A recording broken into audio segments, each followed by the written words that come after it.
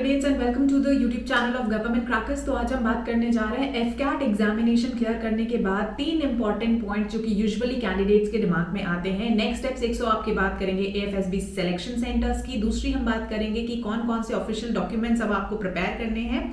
और थर्ड हम बात करने वाले हैं कि एएफएसबी की 30 डेज के बाद प्रिपरेशन कैसे कर सकते हैं बिल्कुल अपने घर पे बैठ के एंड बहुत इजी वे में। तो बहुत सारे कैंडिडेट्स जो हैं वो एफकैट रिटन एग्जामिनेशन क्लियर कर लेते हैं, लेकिन उनका रिजेक्शन स्टेज जो है वो उसके बाद स्टार्ट हो जाता है। एक तो एएफएसबी प्रोसेस और उससे भी पहले रिजेक्शन होता है डॉक्यूमेंट्स को लेके, क्योंकि बहुत सारे कैंडिडेट्स डॉक्यूमेंट फुलफिल ही नहीं कर सकते।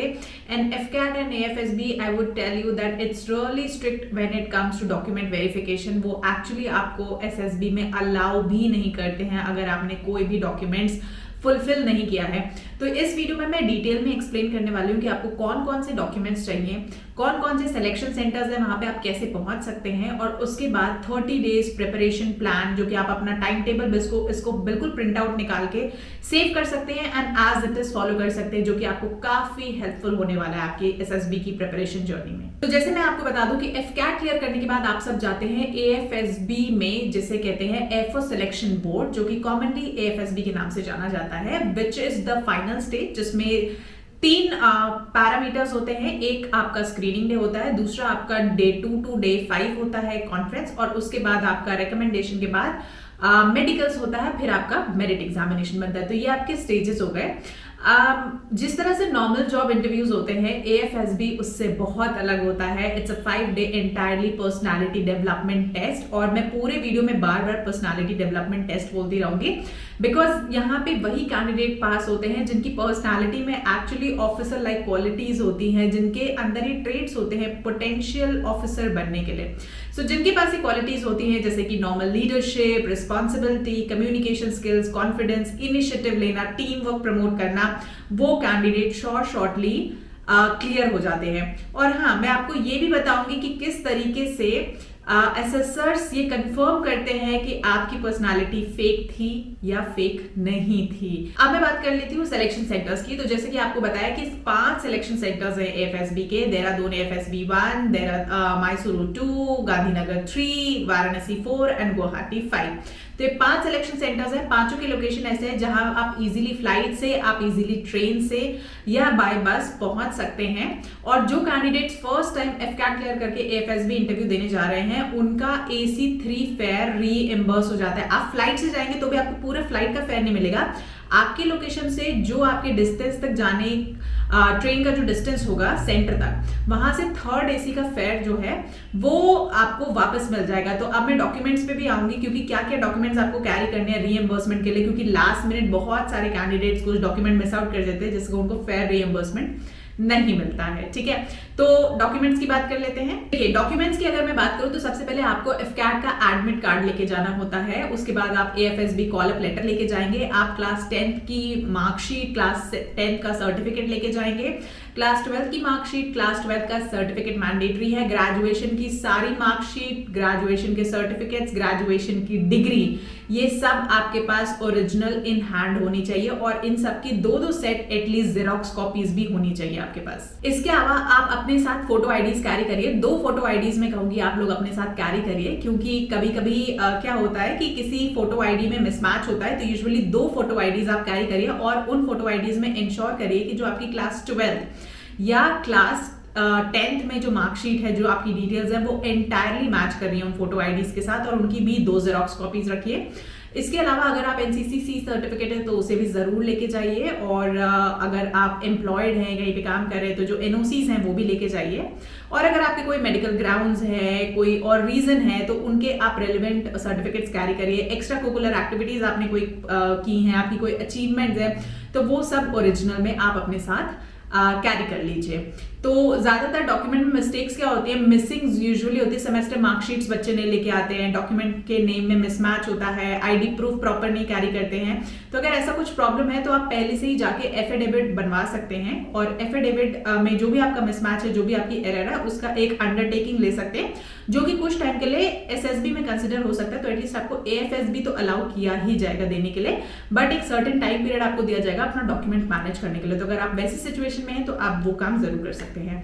अब आ जाते हैं 5 दिन की हमारी टेस्टिंग प्रोसेस में। तो जैसे मैंने बोला कि AFSB का जो टेस्टिंग प्रोसेस है वो थोड़ा सा रिग्रेस होता है, यानी आप सुबह जाते हैं, आपकी स्क्रीनिंग होती है, शाम तक आपका साइट टेस्ट स्टार्ट हो जाता है, उसके बाद आपका 3 दिन का पूरा GDO task, interviews and conference start हो जाती है। फिर जो कैंडिडेट्स टेक्निकल एंट्री, जो पायलट एंट्री के लिए जाते हैं, उनका PABT या CPSS टेस्ट स्टार्ट हो जाता है एंड फिर आपके रिकमेंडेशंस एंड मेडिकल्स होते हैं। तो यूजुअली मैं कहूँगी कंपैरेटिवली इसमें आपको बिल्कुल प्रिपरेशन टाइम नहीं मिलता। और जैसे मैंने बोला कि इट्स अ पर्सनालिटी टेस्ट, आपकी पर्सनालिटी आपकी स्ट्रेंथ के अकॉर्डिंग आपको करना होता है, क्योंकि असेसर्स जो होते हैं वो असेसर्स बहुत सालों से बहुत सारे कैंडिडेट्स को जज कर चुके होते हैं। They are like highly experienced. आप भी उनकी जगह होंगे तो आप भी ये सिमिलर चीज कर सकेंगे।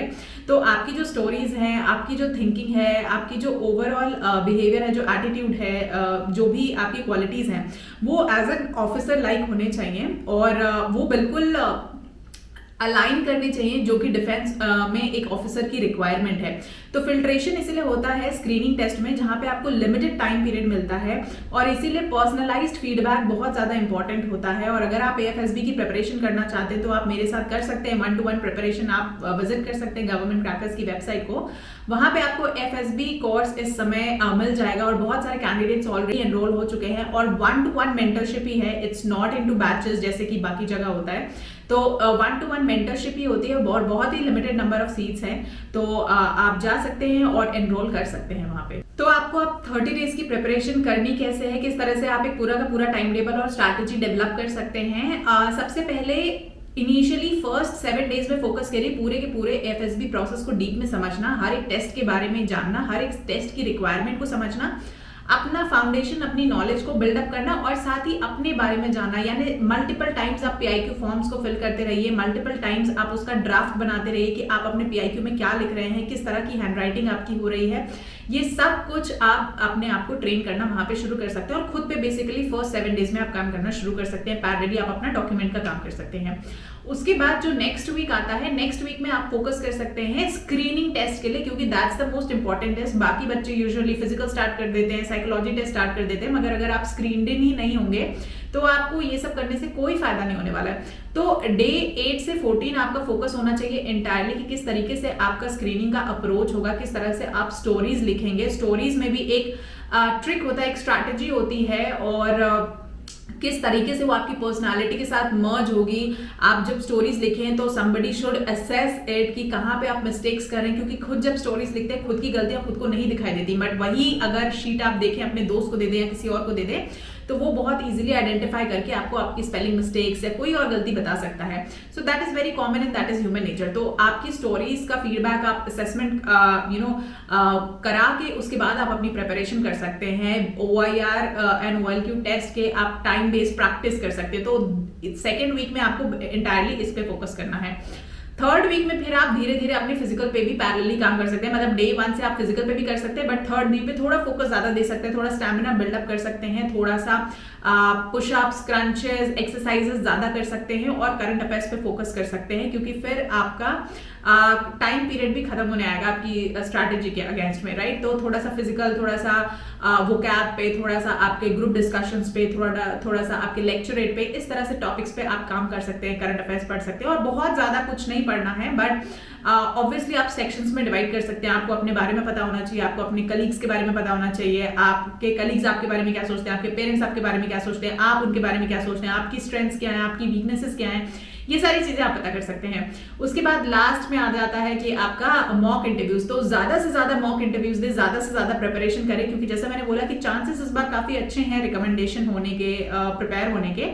So that is why I am saying कि अगर आप अच्छे से मेहनत करते हैं तो इस बार मेरिट में भी आने के चांसेस ज्यादा हैं, इस बार आपका रिकमेंडेशन के भी चांसेस अच्छे हैं, और यू नेवर नो कि नेक्स्ट टाइम कितना ज्यादा डिफिकल्टी बार रेज होने वाला है या कोई और पैरामीटर फिल्टर का लगने वाला है। सो जितने भी कैंडिडेट्स ने क्वालिफाई करा है, वुड ओनली से कि आप अपनी प्रिपरेशन इमीडिएटली स्टार्ट कर दीजिए। और अगर आपको किसी भी तरह का सपोर्ट चाहिए, जैसे मैंने बोला कि हम ऑलरेडी ये प्रिपरेशन करा रहे हैं, and the best part here is कि मैं डायरेक्टली खुद प्रिपरेशन में इन्वॉल्व होती हूँ, मैं 1-to-1 मेंटर ही करती हूँ, मतलब देयर इज नोबडी एल्स जो इसकी प्रिपरेशन कराता है। तो विजिट करिए गवर्नमेंट क्रैकर्स की वेबसाइट पे, वहां पे जाके एनरोलमेंट चल रहे हैं, आप एनरोल कर सकते हैं और इमीडिएटली अपना AFSB प्रिपरेशन स्टार्ट कर दीजिए। और जो बच्चे FCAT फेल हो चुके हैं और FCAT 2 की तैयारी कर रहे हैं, वो भी जाके FCAT 2 की क्या स्ट्रैटेजी, क्या अप्रोच होना चाहिए अभी से, और कौन सी पैरेलल एंट्रीज हैं जिनमें आप अप्लाई कर सकते हैं, वो जानने के लिए आप सब्सक्राइब करिए यूट्यूब चैनल को, टेलीग्राम पे फॉलो कर सकते हैं और इंस्टा पे भी फॉलो कर सकते हैं, ताकि आपको रेगुलरली अपडेट्स एंड नोटिफिकेशंस मिलते रहें और साथ ही आप पूरी एक फुल फ्लेज्ड प्रिपरेशन स्ट्रैटेजी ले सकते हैं हमारे साथ। तो मैं मिलती हूँ आपसे अगले वीडियो में, तब तक के लिए जय हिंद।